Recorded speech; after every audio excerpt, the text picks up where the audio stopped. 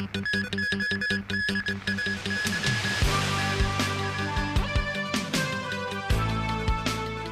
Kong hunkers down as super typhoon approaches.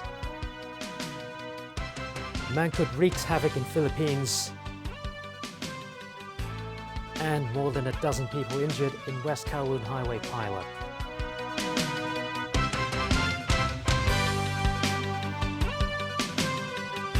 Good evening. The strong wind signal number 3 remains in force. However, the observatory says it could issue the tropical cyclone warning signal number 8 any time now as Super Typhoon Mangkhut moves towards Hong Kong. At midnight, Mangkhut was about 430 kilometers southeast of Hong Kong and forecast to move west-northwest at about 30 kilometers per hour towards the coast of western Guangdong. The hospital authority has suspended general outpatient clinic services, but all emergency services at public hospitals will operate as usual. KMB has announced it will suspend bus services an hour after the number 8 signal is issued. Citybus and New World First will hold operations overnight from 2:30. And tomorrow's horse racing meeting in Sha Tin has been cancelled. Meanwhile, airlines have already cancelled hundreds of flights. The move affects more than 90,000 passengers with Cathay Pacific and Cathay Dragon. Earlier, our Kana Chu spoke to some frustrated travellers at the airport. The airport authority is warning of disruptions to flight operations. We will handle 1,200 flights per day. But in the next few days, we believe that the flight operation will be seriously affected by the typhoon. Airport Emergency Center also activate extra blanket, water, and biscuit. And for those passengers actually in need, we can give it for free. Cathay Pacific has cancelled all flights between 2:30 a.m. tomorrow and 4 a.m. Monday morning. For Cathay and Cathay Dragon, there are about 420 flights being cancelled. There are roughly 92,000 passengers. It would be great if you could leave your personal contact number on our corporate website. We could actually proactively contact you so that you are aware of the latest development. Even so, travelers were left uneasy. All these people are queuing to reschedule their flights. Some of them tried calling the ticketing hotline for more than half an hour before resorting to coming here themselves. With only a few exceptions, Hong Kong Airlines will also be suspending all Sunday flights from 2:30 a.m. onwards. China Airlines canceled all flights tomorrow, particularly those between Hong Kong and Taipei, Taichung, Tainan, and Kaohsiung. EVA Air also scrapped flights to Taipei from 11 p.m. tonight until 8 a.m. on Monday. If I can't cancel the hotel, I will lose around 2,000 to 3,000 Hong Kong dollars. Those traveling overseas in the coming days have been urged to check with their airlines for the latest. The Travel Industry Council says this typhoon has affected travel plans for over 8,000 travelers in 240 tour groups. Most of them signed up for short-haul trips to Guangdong.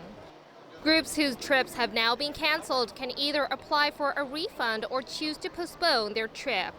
Kana Chu, TVB News. Now dozens of temporary shelters have opened for those in need. The government has also asked residents in areas at higher risk of flooding to evacuate to safety. Pinky Wong filed this report from Tai O on Lantau, a seaside village which saw waters exceed waist levels in the past. Homes may no longer be safe for these Tai O residents. They have been advised to leave the fishing village, which is prone to floods. Police and civil aid service personnel were deployed, ready to evacuate around 400 residents in silt houses if they wish to leave. Before heading for temporary shelters in Tongchong and Mui Wo, around 150 volunteers helped residents move their home appliances to lofts. The majority of the residents here are elderly people, so they are not able to do all the things by themselves. So we are here just for raise up all the electronic appliances, so just to minimize their loss. Still houses have been around Tai O for over 200 years. While pillars are made of wood, walls and roofs are normally covered with metal sheets, so it remains to be seen if these structures can withstand strong winds. Besides Tai'o, authorities also arranged coaches to evacuate people from other low-lying areas like Kawo Li in Tuen Mun and Hapak Nai in Yuen Long. But this resident, who has been living here for more than 50 years, says he won't leave as he has to guard his roots. People in other parts of town are also preparing for the monster storm. Sandbags were dotted around Hanfa Chun, which saw one of its car parts completely underwater during a typhoon last year.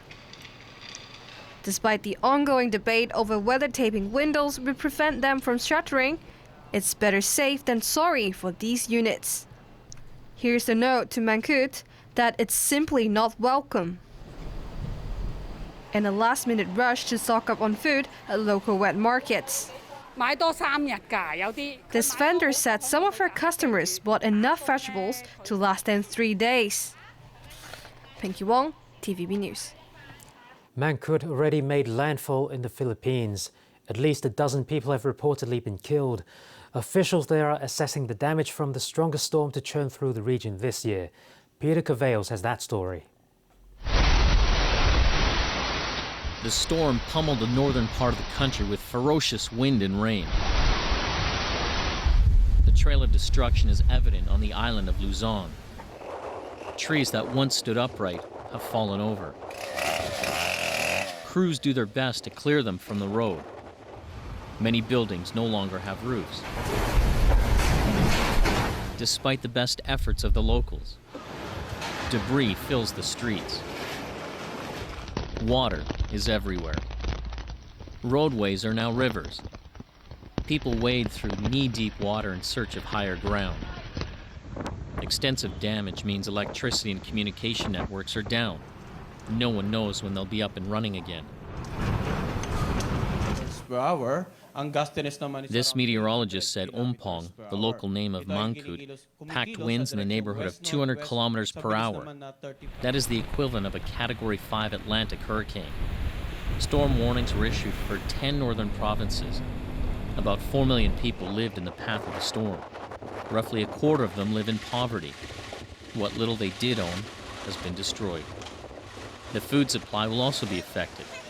The typhoon hit during rice and corn harvesting season.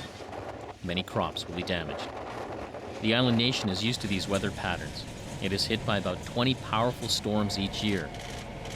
Philippine authorities say they have learned from the past and are better prepared to deal with the destruction of Mother Nature. That remains to be seen. No one wants to see a repeat of the past.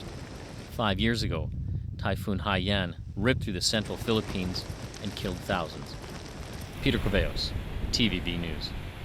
On to another big storm. Tropical Storm Florence is wreaking havoc on the U.S. East Coast, knocking down trees and flooding towns with torrential rains and a powerful storm surge. At least 5 people have been killed and more than 100 have been rescued so far. Alan Buckneer reports. Florence was packing winds of up to 150 kilometers per hour when it made landfall in North Carolina yesterday morning. It became nightmarish for many of those who ignored government warnings to evacuate the area. New Bern, a town of 30,000 people at the confluence of 2 rivers, was completely overwhelmed by Florence's storm surge. I stayed because we didn't anticipate it to be as bad as it was. We started getting flooding in the house last night. The wind was so hard, the waters was so hard that trying to get out, we got thrown into trailers, we got thrown into mailboxes, houses, trees, and we finally the guy got out and physically pulled us back to the house to make it back. And it's all started all over again this morning. We were using the boat to get everybody out of there, and then came here once the house went underwater. Why didn't you leave? We didn't think it would get that bad. I mean, the water's coming from the yard before, but not up into the house. Storm surges of 3 to 4 meters have been reported. Florence had been a Category 4 hurricane while still at sea, but was reduced to Category 1 by the time it made landfall. Although the wind continues to diminish, residents are being warned the danger is far from over. Right now, Our focus is on saving lives and protecting people. We're still in the thick of the storm, and it's far from over. And if the storm hasn't reached you yet, it's still coming. Once conditions improve, we'll have teams with supplies and equipment ready to get out to hard-hit areas and help them start to clean up and recover. Cooper said Florence is set to cover almost all of North Carolina in deep water. The U.S. Geological Service said the area could see 8 months' worth of rain in 2 or 3 days. Alan Burknia, TVB News. The Hong Kong Observatory has just issued the number 8 northeast gale or storm signal. Turning to other news, U.S. President Donald Trump's former campaign chairman Paul Manafort has pleaded guilty to federal crimes and agreed to cooperate with Special Counsel Robert Mueller's Russian probe. Analysts say the stunning turnaround could spell trouble for the president. After long resisting the idea of